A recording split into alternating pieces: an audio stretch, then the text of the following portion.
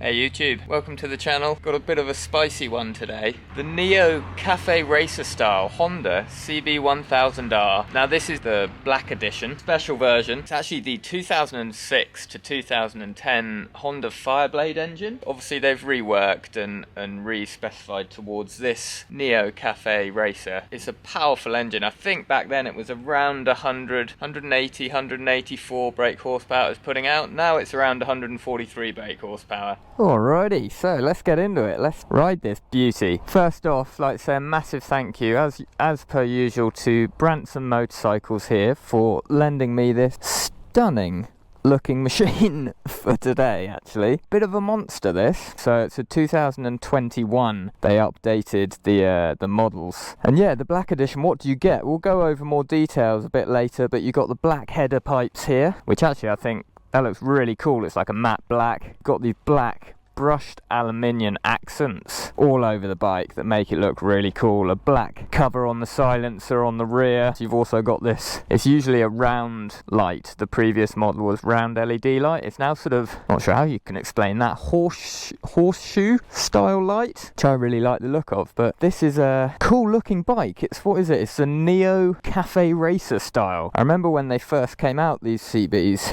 and I really like the look of them. I've actually never ridden one, so I've gone straight to the top of the range, the 1000 Black Edition. Really nice dash on it. Please excuse my GoPro and camera stuff. It's just my terrible sense of direction.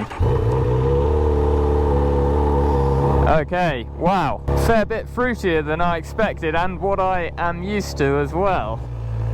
Oh god. This is, full disclosure, I have ridden like 1200cc adventure bikes, etc. But I've never ridden a 1000cc, a litre, like sports naked bike or a sports fully faired bike either. So I'm actually slightly nervous, if I'm being honest. At the same time, extremely excited, because having in my motorbike career, having gone up from starting on cruisers and stuff and slowly building up, I've always put off sports bike because I've just been a little bit scared of them. Yeah, bit of a wimp, I know, but anyway, yeah, I'm on it now, and having had a feel for how buttery smooth a 4-cylinder is, an inline 4 on the Kawasaki Z900 RS, I believe this bike is the next level up. So it's not a full-on racer, you know, fully faired R1 or anything. It's a litre naked, but it's definitely a step up from the Z900 RS, I think. I think it's going to be anyway. So first impressions, when I started it up there, actually, the exhaust, I'm surprised by the sound of it. It's quite meaty, and this is a standard silencer. It's not ridiculously loud. See, now I'm on the move, it's calmed down, but just cold start, yeah, feels like a proper machine. First impressions, very easy to ride. I shouldn't have been too intimidated. Just riding around town, even these big litre bikes, it's not going to throw you off the back. The fueling's really smooth. As long as you know what you're doing and you're careful with the throttle, it's actually very easy. You can feel when you open a throttle up there's going to be something a bit powerful, more than usual happening. So the riding position is very good. You're cantered forward a bit, but definitely not too much. Blimey, I was in 4th gear back there. Actually, that's the point to know. I didn't even realise that. I was in 4th gear. I was going about 20 miles an hour and it was dead smooth. Not even juttering at all. That's surprising, actually. So the seating position is a little bit higher than I was expecting. I believe it's 830mm seat height. I'm 5'9", I can flat foot it. Really nice 5-inch TFT dash on there. I was saying the other day in one of my other videos, it was the first time riding an inline 4-cylinder motorbike and I loved it. This is going to be a step up, isn't it? Everything feels premium on the bike, especially down by your feet. The foot pegs are really nice. Yeah, I mean, around town, it's completely doable, guys. It's not like a race bike where it struggles at low speeds. I mean, 4th gear, just going 20 miles an hour. That's really impressive. Really nice fueling on the motor.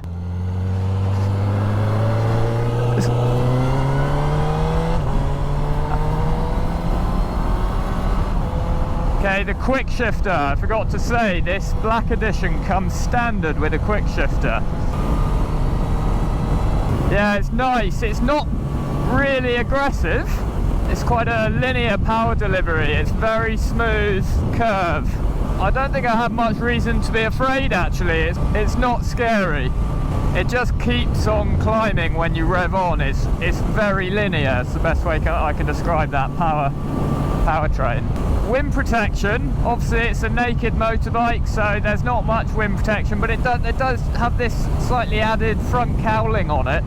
The quick shifter's really nice, especially going down a gear actually. The blipper, auto blipper going down, so smooth. Even in town now, going up gears in third now, fourth, fifth, 30 miles an hour, it's dead smooth, flicking up the quick shifter.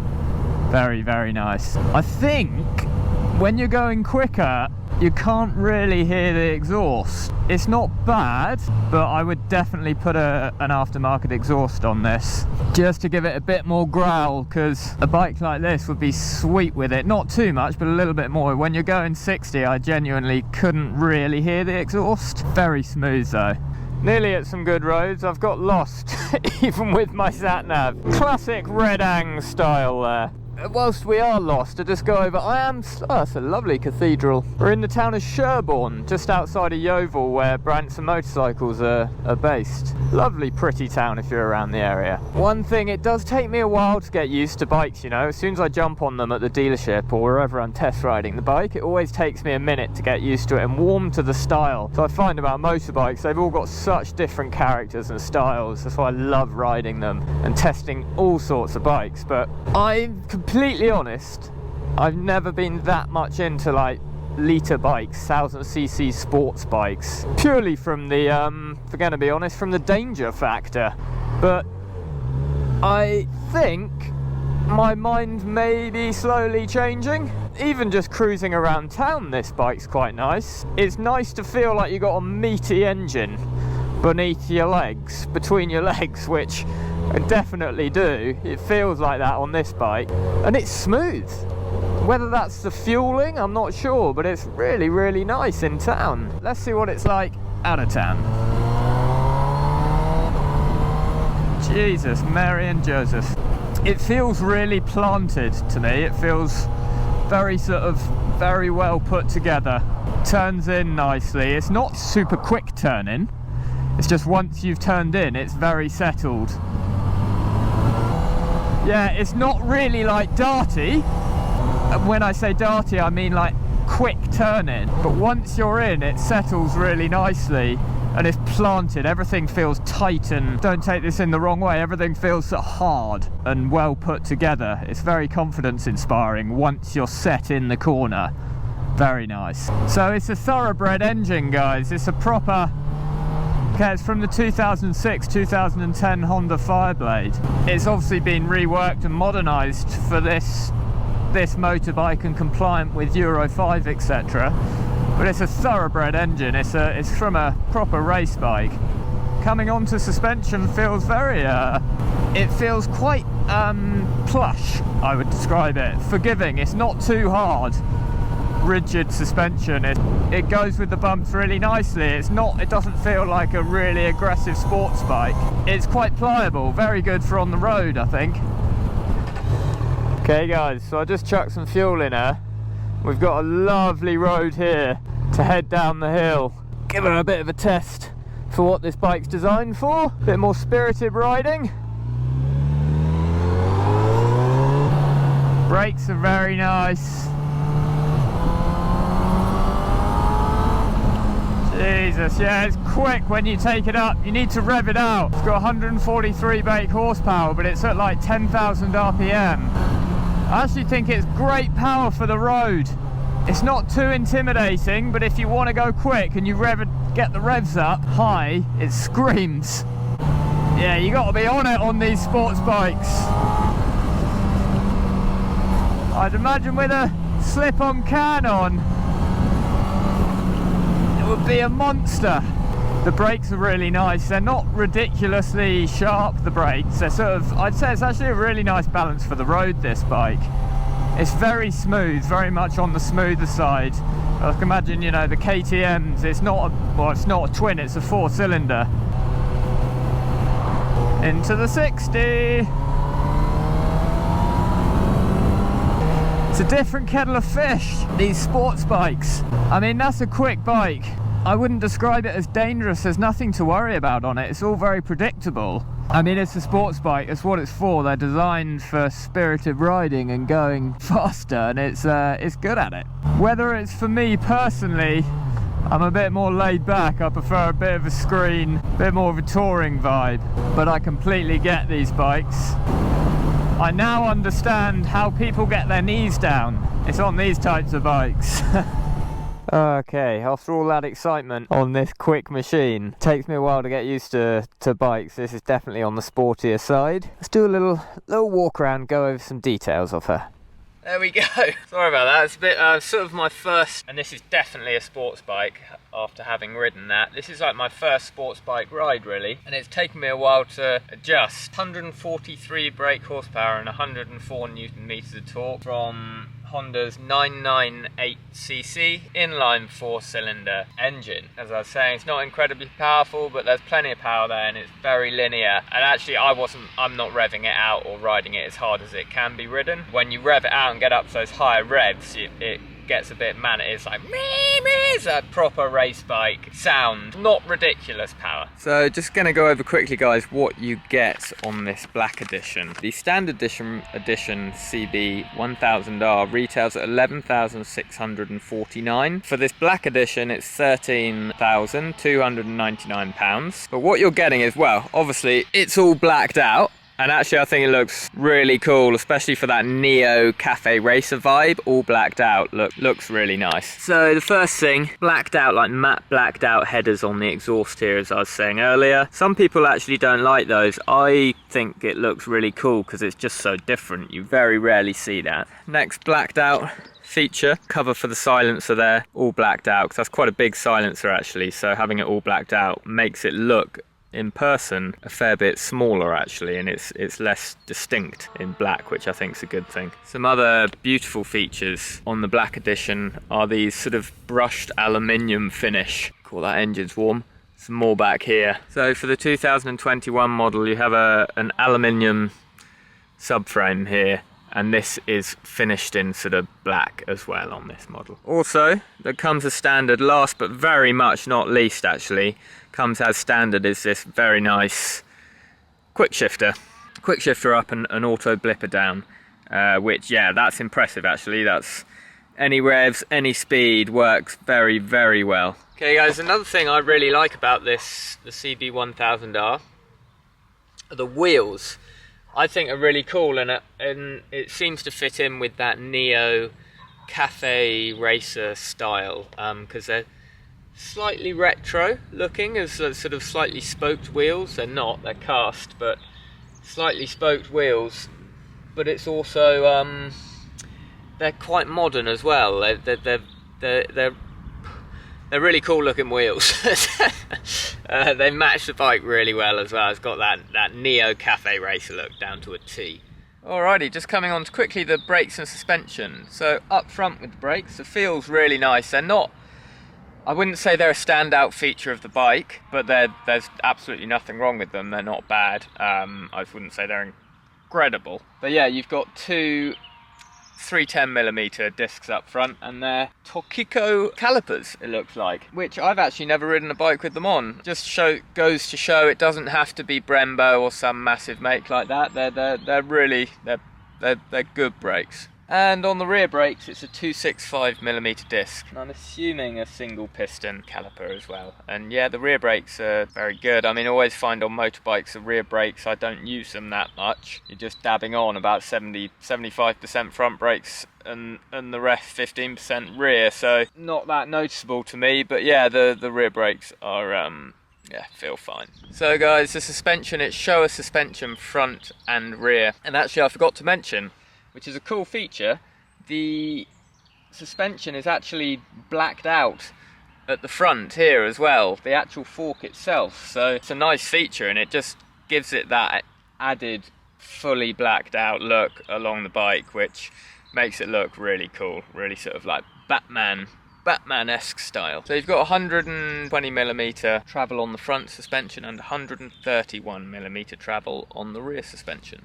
Monoshock rear suspension. So just a quick another feature about the bike that I really like, and this Black Edition comes standard with the rear seat cover here, the pillion cover. This is Branson's demo bike sticker. It doesn't come with this sticker, but cheers to Branson's for lending the bike. Top dealership.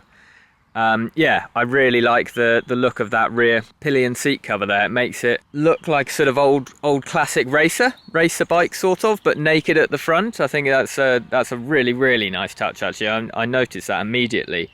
And great positioning of the stickers by Branson, I think. I'm not saying this just to plug them. I think it looks really good. If you had this bike in all black, it doesn't have to say Branson's. It could say what you want on it, but some sort of sticker at that angle on the rear seat cover I think looks really cool. It looks really old school racer style. Okay, so the weight of the bike, it's 214 kilograms. Above that 200 mark, but it's considerably lighter than, obviously, adventure and sports touring motorcycles. Manoeuvring her around, you can pretty much feel all of the weight is from that inline 4, from the litre 1000cc inline 4 engine.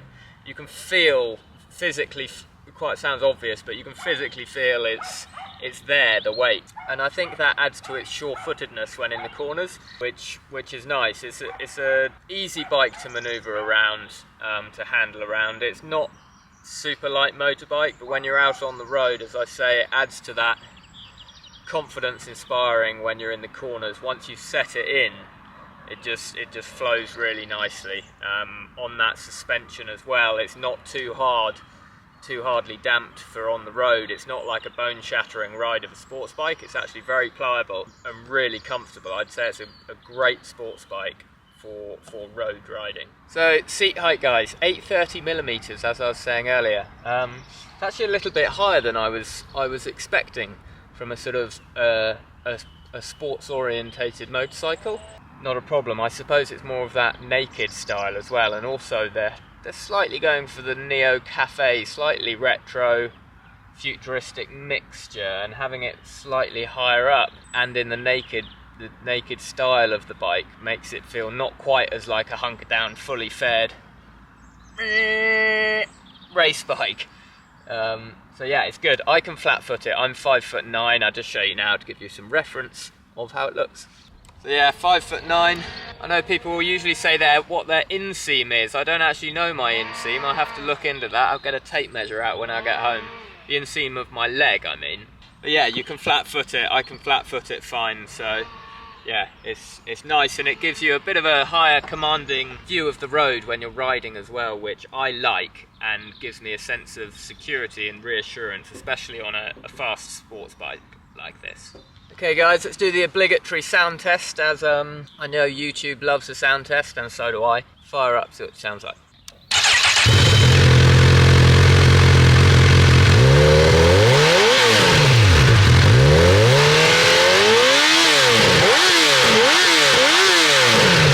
So actually another thing that stood out to me on this bike is I think it's very centered around looks, this bike, the Neo Cafe Sports Racer style. The finishing on the engine and the wheels particularly are lovely, but the whole engine, which is really the centerpiece of this motorbike, it's the biggest part of the bike, is really quality finished in a sort of black, sort of matte but sparkly with the metal silver accents on it. It just looks like a real quality piece of kit. Got to mention as well, of course it's a single-sided swing arm, and you got these nice wheels, but then you look here on the actual center of the sprocket on the swing arm. That's a really nice feature. That is solid, nice alloy. So just on the quality again, the this billeted metal here on the handlebar is really quality. Coming on to the TFT, it's a 5-inch TFT dash, very similar to on the Africa Twin, the NT1100, etc. A lot of Honda's TFT dashes. I'm going to go with, this is my favourite dash actually. It's not too big. I find it on the Africa Twin it's a little bit complicated. On here it's very clear screen. It's really bright now, sunny day, and I can see it perfectly.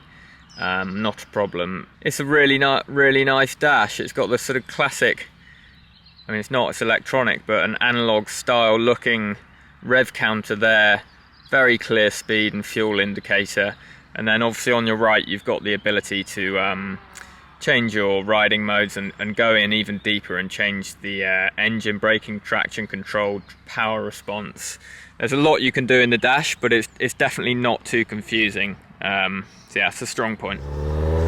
So guys, as I was saying, it's very similar dash and setup to the Africa Twin, if you've ever ridden that, or the NT1100, which is a great bike. You've got 4 rider modes. You've got Rain, Standard, and Sport and User. And in User, as I'm saying, it's really configurable. You can go in and change the engine braking, the power response, and the traction control, each with 3 different levels in each one. It's very customizable, but it's really easy to change riding modes. The switch gear as Honda, I actually really like the way Honda do it. You literally just touch the button, close the throttle off, and you can toggle between the rider modes. I'm going to pop it in Sport now.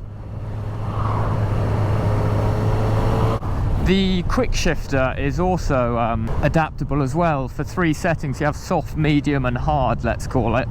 And I believe that might change when you change the riding modes, because now I've got it in Sport, the quick shifter feels even better.